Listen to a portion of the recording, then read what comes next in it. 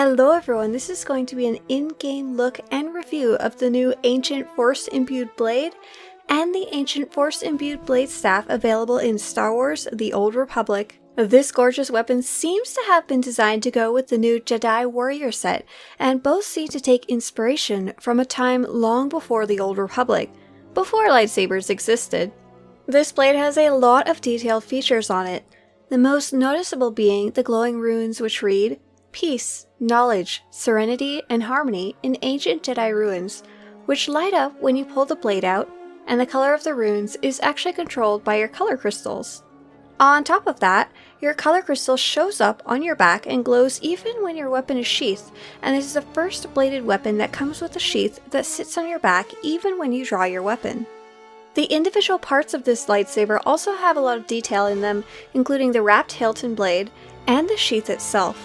If you're planning to get this, and clipping is something that bothers you, be very aware that this sword has a tendency to clip.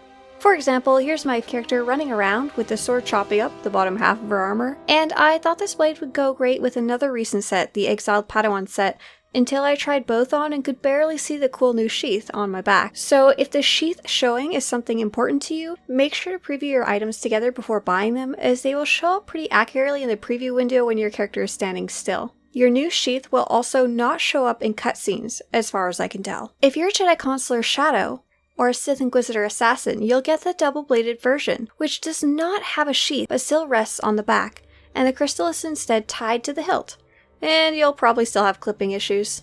If you're on a Sith Warrior Marauder or a Jedi Knight Sentinel, you can wield two, and they cross over on your back, but you'll still have twice the clipping issues.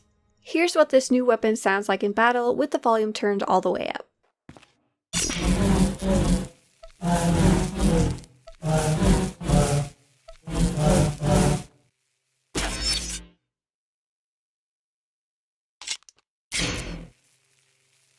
This weapon was designed and created by Tanner Hartman, prop artist at BioWare, who said, "I was very excited to make this weapon, as I really wanted to create the antithesis of the ancient Sith Lord's Warblade. I wanted to harken back to a time when the user had to imbue the Force into a blade. It was loosely inspired by the Force Wars." The way the color crystal interacts with this weapon is very interesting. As far as I can tell, the color that would be in the center of the lightsaber blade normally is the color of the ancient runes, in this case yellow. What would normally be the glowing part of the lightsaber is what makes up the color of the glow around the runes, in this case blue.